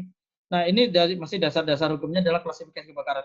Paling tidak kita harus mengenal juga lambang logo atau pemahaman dari gambar tersebut. Pertama adalah misalnya segitiga A, itu menggambarkan adalah padat logam. Terus alat pemadamnya apa? Media pemadamnya paling tidak, oh ya ini harus menggunakan air atau uap, serbuk kimia atau busa. Terus kalau misalnya yang kebakaran gambarannya gas, uap atau cairan, paling tidak yang harus digunakan adalah serbuk kimia atau CO2 atau busa atau karbon dioksida. Terus selanjutnya adalah aliran listrik, ini juga harus kita pahami, alat pemadamnya juga harus serbuk kimia atau CO2 atau uap air. Nah, selanjutnya kalau untuk logam itu sendiri adalah serbuk kimia atau jadi ada bahan pemadam itu sendiri atau klorida jenisnya, grafit dan seterusnya. Terus kalau untuk bahan radioaktif ini memang belum, ini biasanya sudah ada SOP-nya itu sendiri. Terus kalau untuk bahan masakan itu paling enggak harus ada alat pemadamnya, itu ada cairan kimia, serbuk kimia atau CO2. Nah, ini berdasarkan dari NFPA standar dari Amerika. Terus ini juga gambaran APAR, nanti dibaca secara lebih lanjut prosedur cara penggunanya. Terus ini juga kelas-kelasnya APAR A, B sampai K.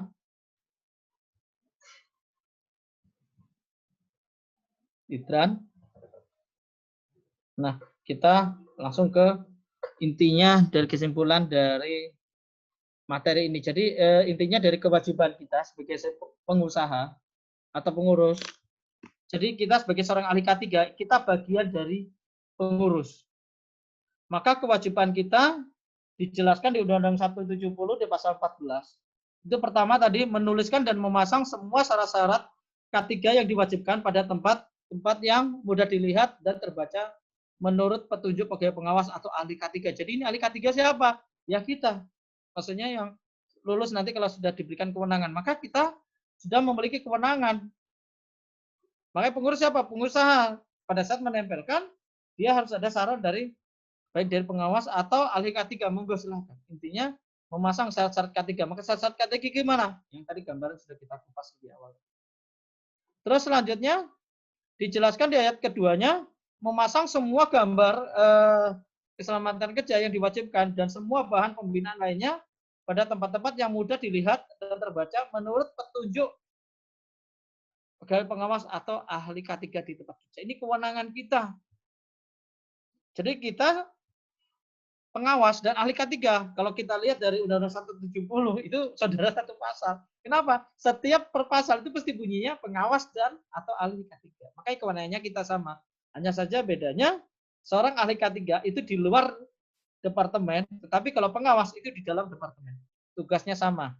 Hanya saja bedanya kalau kami pengawas mengawasi seluruh perusahaan, tetapi kalau ahli K3 mengawasi di mana dia ditunjuk sesuai dengan perusahaan yang menugaskan. Makanya tadi ditegaskan di Permen nomor 5 tahun 19 berapa Pak?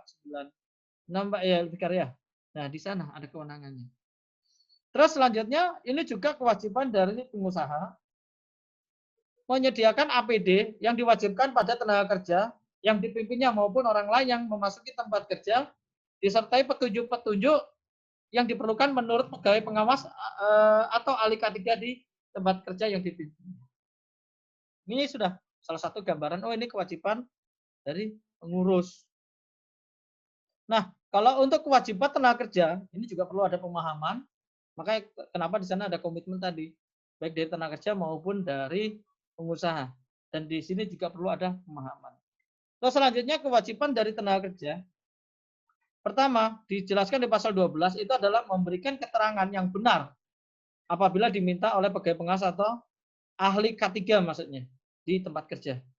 Terus kewajiban dari tenaga kerja itu sendiri adalah menggunakan APD yang diwajibkan sesuai dengan resiko atau yang di tempat kerja tadi. Dan kewajiban lagi dari tenaga kerja adalah memenuhi dan mentaati semua syarat K3 yang diwajibkan. Nah, kalau yang di poin ke-4 dan 5 ini adalah haknya si tenaga kerja. Kalau 1 sampai 3 itu adalah kewajiban dari tenaga kerja. Tetapi tenaga kerja pun juga memiliki hak. Haknya apa? Ini dijelaskan di pasal 12 itu di ayat keempat. Meminta pada pengurus agar dilaksanakan semua syarat-syarat K3 yang diwajibkan. Nah, ini adalah haknya tenaga kerja. Kalau tenaga kerja meminta, maka kewajiban pengurus harus melaksanakan. Kenapa? Karena pada saat disosialisasikan, ya pekerja wajib menjalankan. Maka ini adalah haknya si tenaga kerja. Terus selanjutnya ini juga termasuk haknya si tenaga kerja.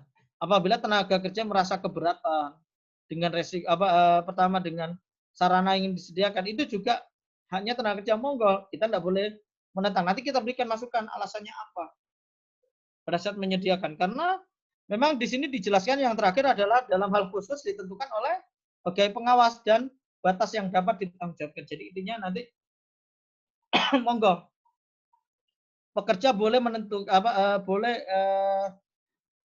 meminta haknya, tetapi harus ada alasan dan kita sebagai seorang ahli K3 juga harus bisa memberikan alasan kenapa kok menggunakan APD ini prosedurnya, dan kita harus bisa menjelaskan kepada tenaga kerja. Oke, ada yang ingin ditanyakan lagi kira-kira? Masih ada waktu ini. Masih berapa nih? Masih 25 menit. Pingin diskusi kan? Tadi kan ini sudah jam 4. Ada yang pingin ditanyakan? Atau pingin sharing, Pak?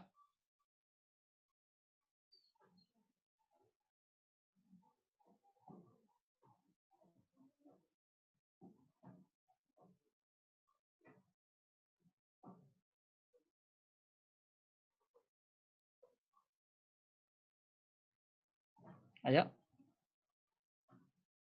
Atau masih bingung, Pak?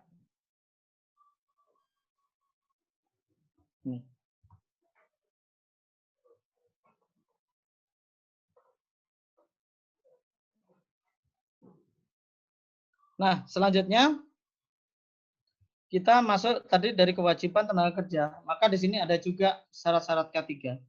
Itu diatur di Undang-Undang 170 di pasal ke-3. Nanti dicek di sana. Banyak. Yang pertama jelas syarat-syarat K3. Intinya adalah mencegah dan mengurangi kecelakaan kerja. Selanjutnya ayat kedua menjelaskan di sana mencegah dan mengurangi pemadaman kebakaran. Yang ketiga, mencegah mengurangi bahaya peledakan, memberi jalur evakuasi dalam keadaan darurat, makanya tadi tanggap darurat juga salah satu syarat K3. Terus memberi P3K, memberikan APD pada tenaga kerja. Terus yang ketujuh adalah melakukan pencegahan atau pengendalian timbulnya penyebaran suhu kelembapan, debu, kotoran, asap, uap, gas, radiasi, kebisingan, dan getaran. Itu juga salah satu tugas yang seperti kita bahas tadi, melakukan identifikasi. Itu adalah salah satu syarat-syarat dari K3. Terus yang ke-8, melakukan pencegahan, pengendalian penyakit akibat kerja dan keracunan. Yang ke-9, penerapan yang cukup dan sesuai. Penerangan, maksudnya yang di poin ke-9, melakukan penerangan untuk ruang kerja sesuai dengan kebutuhan. Terus selanjutnya dijelaskan lagi yang di poin ke-10, itu suhu dan kelembaban udara harus kondisi baik. Ini nanti dibahas juga di K3 kerja lingkungan, nanti dijelaskan lebih lanjut di sana. Terus menyediakan ventilasi yang cukup, sama ini juga nanti akan dibahas di lingkungan kerja, termasuk memelihara kebersihan dan kesehatan dan ketertiban. Yang selanjutnya di poin ke-13, keserasian tenaga kerja, peralatan, lingkungan, cara kerja, dan proses kerja. Terus selanjutnya adalah mengamankan dan memperlancar pengangkutan manusia, binatang, tanaman, dan barang. Yang ke-15, mengamankan dan memelihara segala jenis bangunan. Ke-16, mengamankan dan memperlancar bongkar muat, perlakuan, dan penyimpanan barang. Yang ke-17 adalah mencegah terkena aliran listrik yang berbahaya.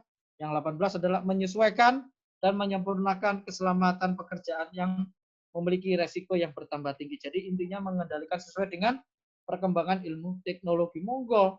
Maka ditekankan itu nanti di, kalau nggak salah di pasal ketiga, itu di ayat berikutnya ini, kalau nggak salah masih di ayat pertama, di ayat kedua itu dapat berkembang sesuai dengan perkembangan teknologi, disesuaikan dengan kondisi saat ini. Wah, ternyata habis materinya. Kan? Karena targetnya sampai jam 16 tadi kan. Nah, ini dari sisa waktu, siapa tahu ada yang ingin sharing atau diskusi, monggo. Ayo, Pak. Gimana? Monggo, lanjut. Masih ada waktu, ingin tanya. Karena masih permulaan, mungkin masih bingung ya, Pak ya. Oke, Pak. Mungkin saya lanjut. Jadi terima kasih Pak penjelasannya. Mungkin saya bertanya nih. Siap. Penerapan K3 itu keselamatan dan kesehatan kerja itu kan Pak ada, mungkin yang saya tangkap ya Pak, ada 3 poin. Pertama, melindungi dan menjamin keselamatan karyawan. Iya. Jamin keamanan produksi. Ya. Dan meningkatkan kesejahteraan produktivitas. Ya. Nah, itu mungkin yang saya tangkap Pak. Sekarang saya ingin bertanya Pak, salah satu di antaranya itu kan seperti yang Bapak jelaskan tadi itu faktor psikologis. Iya, psikolog. Gimana, apakah kita selaku nanti kalau lulus AK3 umum di perusahaan masing-masing, iya. Kan setiap bulan tuh Pak, kebiasaan itu, bukan kebiasaan sih, memang tugas dan tanggung jawab kami, biasanya tiap bulan itu ada meeting P2K3 namanya Pak.